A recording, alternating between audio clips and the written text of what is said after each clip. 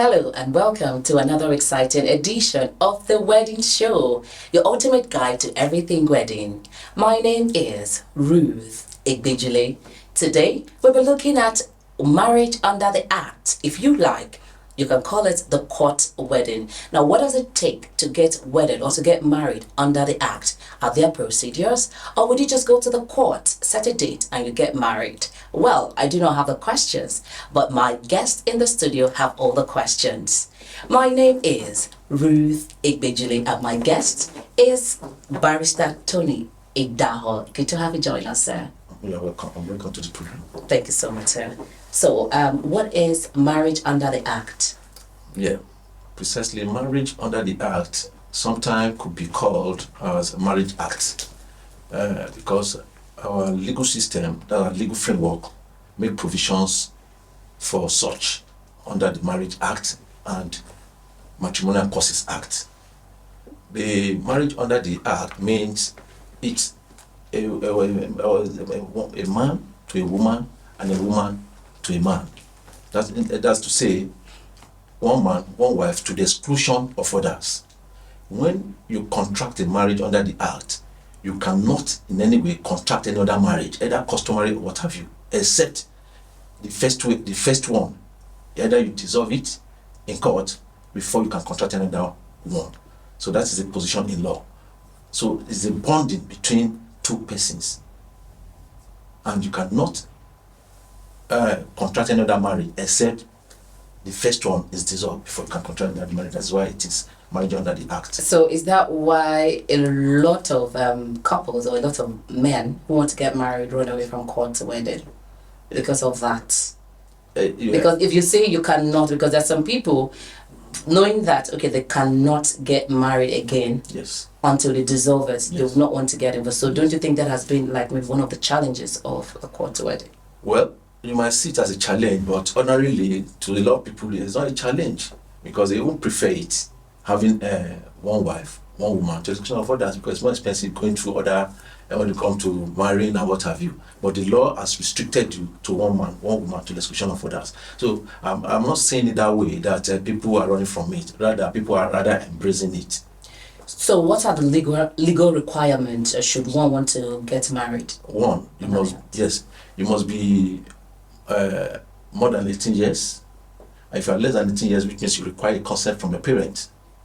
Oh, yes. If you're above 18 years, you don't need consent. 21, thereabout, you don't need the consent. But if you are less than that, you need a consent for you to engage in such.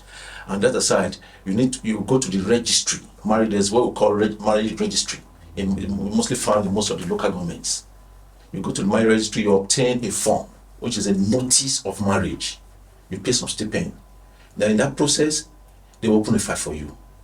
Then there are things you need to submit, like your name, your spouse name, address, means of identification, passport, and all that. After submitting all that, then within the space of 21 days, the registrar of marriage will now put all those on at their notice board. That anybody that has any objection to it within 21 days can come out. If there's any objection within 30 days, within 3 months, within 3 months, that's when you now come properly for the ceremony, which is the marriage ceremony at the registry, conducted by the registrar. So what is the advantage of court wedding? The advantage is one, inheritance. Please explain that. Yes, what I mean by that is when you are betrothed, when you have a marriage under the Act, meaning if perhaps, God forbid, something happens, maybe to the man, and even if he dies intestate, meaning if he doesn't have a will, since they have a bond, it's presumed that everything goes to the woman and his children. That's if he dies intestate. That's without a will. But if you have a will, meaning you must have itemized what you intend to do, how you want to share your will upon your death. But when it's an intestate, meaning there's no will, because there's a bond, because it's presumed that both parties work together, they are responsible for all the things they've done while you are alive. So when you are not alive again, when you are maybe by reason of death and what have you, everything now reverts back to the wife and the children. So that's one of the advantage in it. And another advantage in it is that it's less expensive. When you see court marriage, you don't need all these extravagant things. Maybe you want to do white wedding and all that. You buy a lot of but you can wear simple clothes, but outside there what's called jeans and all that. You have to dress responsibly, but then it's not expensive. You don't need drum, you don't need the music, you don't need all that to bring music and all that. So it's less expensive for most people that engage in such. Another advantage again under our act is it gives you it restrains the other parties from going outside their wedding, outside the wedlock. So you confine to one man, one woman to the exclusion of others. So those are the advantages, those are the things we look at. So can someone actually just have a court wedding and that's it? Yes. Without traditional and the other forms of because marriages? It has the backing of the law. And that's why we have the Marriage Act. It has the backing of the law. If the registrar of the marriage has conducted the marriage and everything, you are good as any other thing. Any other, probably some other persons after they've concluded that they might want to go to church, maybe the blessing of marriage, maybe to take a blessing, to get the blessing of marriage. But what you did at the registry is as good as any other thing. So the processes and the requirement, is it the same across Nigeria, or it's different as it goes from one region to the other? As it goes from one region to the other, because we have a different legal framework in our various states. But mostly, they are almost the same thing. Because what is obtainable in here, in Abuja, here, FCT, whatsoever, will still be obtainable in Lagos, because the same legal framework that is binding there. But the fees and all that is the procedure, but it's okay, still... that's what I want to know. So the fees, so there's actually going to be a fee. There's going to be a fee. Okay, that's what we can talk about. Yes, so there's going to be a fee. You pay a fee, but how much? Maybe from 10,000, 12,000, pending that you pay to the registry. You fill forms and all that. Okay, so in a case of there's a court wedding, yes, or there was a court wedding between a couple, and as at the time that the man died, he was having problem with the wife, yes, and he was no longer in the house. Yes. But rumors have it that this man has a girlfriend or he has another family somewhere. How would the court react to that? How would the man's inheritance, is it going to be shared the right way, or in that process, what is supposed to be done by the law? Like I said, we have an Nigerian system, we have the legal framework provided that guides registry marriage, which is the Marriage Act. And we still have the Matrimonial Causes Act. Matrimonial Causes Act is as a result of the matters arising from the statutory marriage that comes to the Matrimonial Causes Act. So if there's an issue between both parties, the aggrieved party has the right to approach the court, and the likable court is the High Court. That's the only court that entertains issues on statutory marriage, which is the High Court. You do a petition to the High Court under the Matrimonial Causes Act, and in so doing, you have your reasons. There are reasons why the court will look at it and they will grant it. There are reasons why the court look at it, they will grant such petitions. And most times, it always goes either dissolution of the marriage, separation of the marriage, or what the party he wants the court to do for him or her. So what I'm saying is you have the right under the Act to put up your grievances by way of petition to the High Court in case of any issues arising from the statutory marriage. Okay, so if I want a divorce, yes, how long does it take? And okay, the question is going to be twin one. So if I have to divorce, I'm married in court and I want a divorce, is it that once I start to nurse it in my head, I want a divorce, or I go to the court to file the complaint or to do the normal thing, or is it supposed to be a particular period that, okay, there would have been a problem for a certain number of years before you can now divorce? What does it take? No, it doesn't need to be a specific time or what have you. In as much, probably maybe there are issues in your marriage and you feel the marriage can no longer hold again. Maybe it has broken down irretrievably. So the next is for you to go to court. Justice system, sometimes it might be delayed, and also I might not come here to tell you 3 months or 4 months. Okay, but I've had cases of people saying that you would have been living apart for like 2 years. Those are one of the reasons. But we have a lot of reasons, conditions where a court can grant divorce in your marriage, dissolution of marriage. Immediately. Not immediately. It cannot be immediately. You still file papers. Those are the petitions. And you serve the other parties, you put them on notice. You put the other party, the other spouse, or what have you, you put him on notice as well. All right, so this is the wedding show, and we'll take a quick break. When we come back, we'll continue the conversations. And don't forget, we're looking at marriage under the act, that is the court wedding. Stay with us.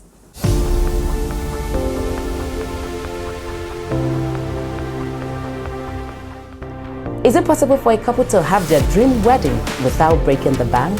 Sometimes when I'm planning a wedding, even me, I'm surprised at the amount of money I have to pay somebody to do something. There is nothing called low-class wedding. Wedding is wedding, regardless of how much you spend on your wedding day. No, you have to sit down and have like conversations with them. You need to understand where they're at, what they're thinking. You need to be able to listen to them. Wedding is just an event.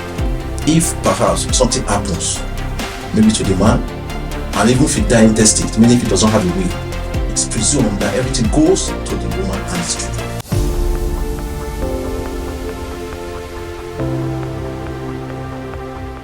Welcome back to the wedding show, your ultimate guide to everything wedding. And we have been discussing marriage under the act, that is court wedding. So my guest, the barrister Tony Idahor, is still in the studio. Thank you so much, sir. So there's also been lots of people complaining, saying that court wedding affects the legal status of marriage compared to other marriages. Do you agree with that? That's not true. What makes you think it's not true? If you say it affects the legal status, it's rather embrace the legal status, the marriage itself. Because when you marry through the act, you're very sure that you've been betrothed to somebody, and you're very sure that you are married. So saying marriage under the act, I will find it very difficult to believe that marriage under the act, this thing. No. Marriage under the act, rather, it enhances what's it called, the marriage itself between the parties. So what are those things, or what is that thing that you feel like, you know, should be changed when it comes to court wedding? Maybe like one of the laws or one of the laws that we're using at the moment that you feel like, okay, you know what, it should be adjusted, or it's outdated, but should have a review of it. Yes. The issue of bigamy, for example, most times that's the situation of the law, but widely practices in Nigeria here, because I've not seen somebody who maybe been accused of bigamy or has been penalized for bigamy. Because what is bigamy? So bigamy is a situation whereby it comes under section 35 of the Marriage Act. When you are married to a particular person, and within this period of that marriage, you are not expected to marry to somebody else again. And if you are found wanting of that, that is bigamy, and you are punishable with 5 years imprisonment. That is that.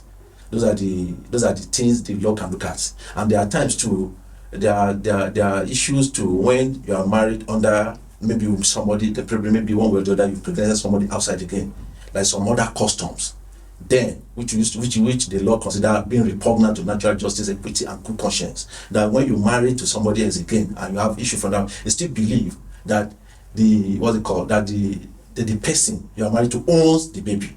We will have such practice in maybe under Ibira land, Ibira custom, native law and custom, which probably the law has come to abolish, because the law says that repugnant. Those are the things we'll look at. Maybe you are married to somebody and by mistake or something, you got pregnant to somebody else again. It's presumed that that person, except that person is still the child of that woman, even for the fact that she's not the person that gave birth to the person, except since they are still binding together and still married. Those are the things the act. Those are the things the act, the changes we can look at in the act. Apart from that, any other thing. So the changes now would be, if we have to change, if you have to review that. So what do you think the review should be? Yeah, the review should be. Yeah, it might not be, since the act has been committed. Then the issue of biological, if you are not the biological father of the person, this cannot give you the child that it's your own child or whatever. So that those are the things we're looking at. If you are the biological father of the baby, you should take responsibility of the child itself. So because you're not the biological father, you should. Yeah, because you're not the biological father by the law. Since you are married under the act, the law presumes you are the owner, which is wrong. That's what we're looking at. Let the person that owns the biological father take care. Let him be the person that owns the child instead of making you, because you are still under the act, you cheated on your wife or husband and then got pregnant with somebody else. The law still presumes that you own the baby. In the East, most they tell you women does not have inheritance. Yes. But at least the latest Supreme Court decision has held that women can own properties and inherit from their husband. Because not allowing women to hold inheritance is against the provision of the Constitution, Section 42 of the Constitution, that gives right, the freedom of indiscrimination. Don't discriminate. So for the fact that you are a woman, you can own a property, you can own inheritance from your husband or from anybody whatsoever, either from your late father or what have you. So such again has been looked into. Supreme Court's latest decision has ruled on it that women can hold inheritance. Okay, let's even talk about that. So you're saying that prior to the ruling of the Supreme Court as regards women owning inheritance, so women weren't women weren't given inheritance? You can see the practice in the East. Mostly, I don't know if other people practice. They tell you, you're a woman. You can't benefit, you can't hold inheritance from your father or your late father or things like that, and being a woman and all that. I think it's very popular then in the East, but now I think those are the things the law has changed now via the latest decision of the Supreme Court. So women can hold inheritance. So now that the Supreme Court has changed it, let's say if a man dies and he wills his property, it's there like a yardstick to measure the percentage of the amount of property that the woman should own. There's no yardstick. Okay, it's just when there's a will on ground. Will meaning you have the intention, what you want to happen upon your death. This is what I want. This is the way I want my property to be shared upon my death. So it has to go that way. So there's no restriction to that whatsoever. If a man dies and says, okay, I want my wife to take on my property, there's no anything against that. Nobody can come to oppose it because they will. So does the law also consider children when it comes to inheritance too? Yes, depending on their age.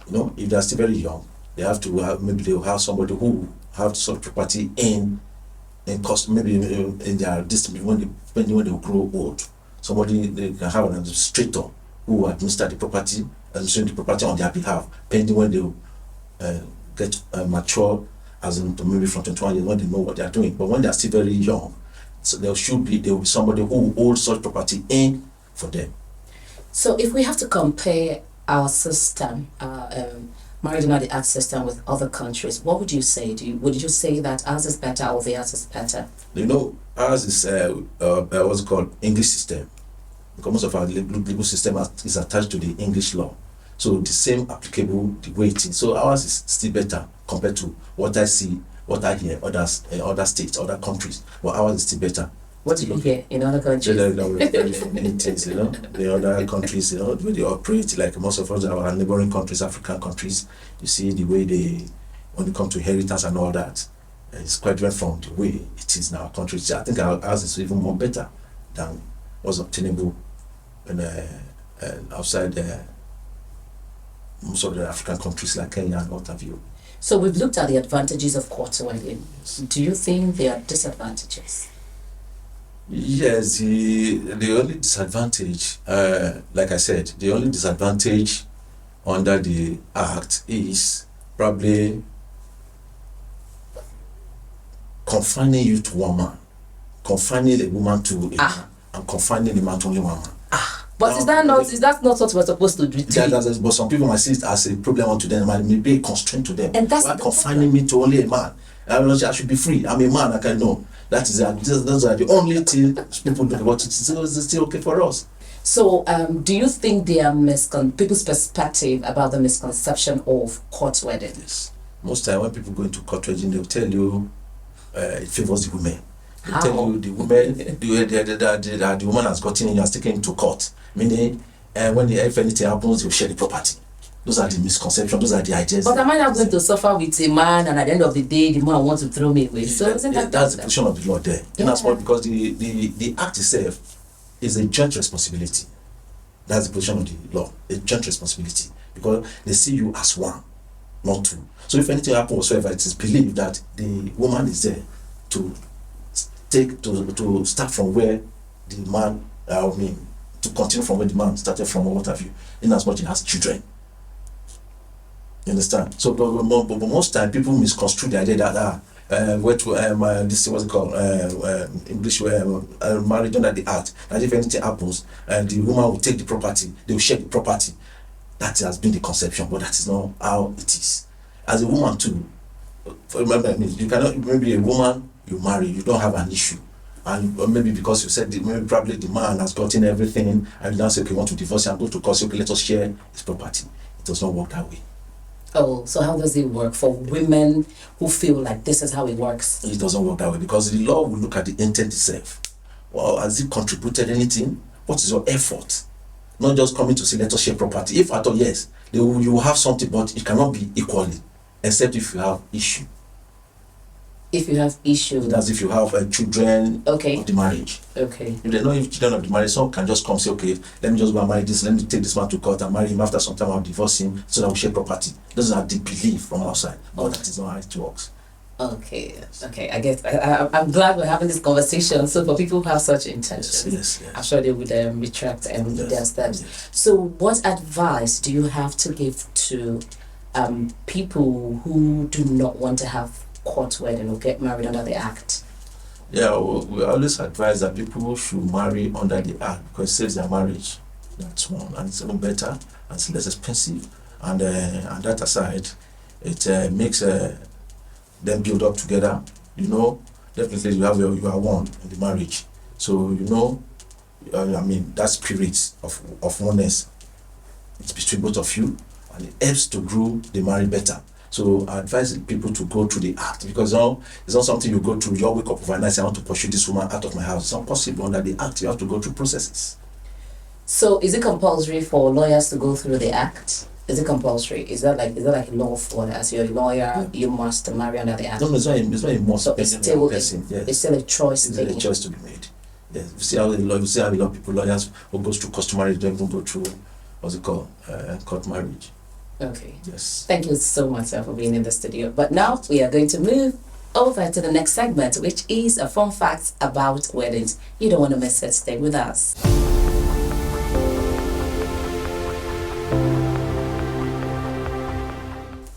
Welcome back to the wedding show, and this is the fun facts segment you don't want to miss. I still have my guest, Barrister Tony Idahor, here in the studio. So we have this fun fact here, and it says, in ancient times, the best man wasn't just there for moral support. He was chosen to help the groom if he needed to kidnap the bride from disapproving relatives.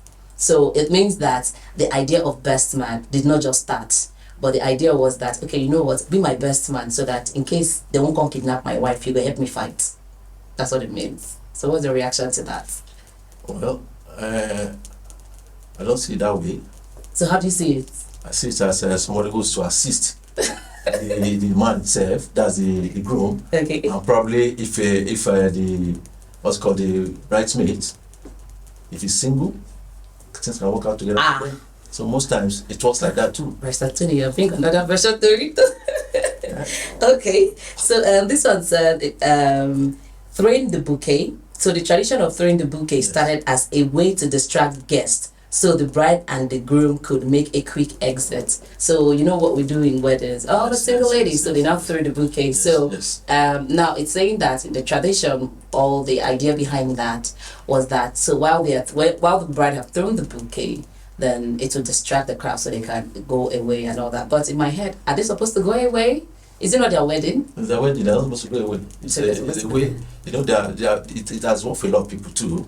You know, when they do that, you see a lot of the singles, you know, ready to catch it, you know. And most times when you catch it in faith, it can work out things for you. I've seen in situations like that, you know, everything just fits. Okay. Yes, so it work out for you. So this is going to be the last. It says in medieval Europe, it was customary for guests to throw shoes at the bride and groom as they left to symbolize good fortune. So it means that As we've attended your wedding, I will not come and be throwing our shoes, so it symbolizes good fortune. Well, it's okay because you must give something out. So I'm not coming. So by the time I throw my shoes to you, what will I not come and wear home? And because you are there, I'll pick it back and wear it. I'm giving her something. It's good, give her something. All right, thank you so much for being in the studio. And do not forget that the conversation continues across all our social media platforms at The Wedding Show. And that is where you can get all from Facebook to Instagram to Twitter. We are on all social media. Until I see you next time. Thank you so much, my guest, Barrister Tony Idahor. And my name is Ruth Ibijile. Goodbye for now.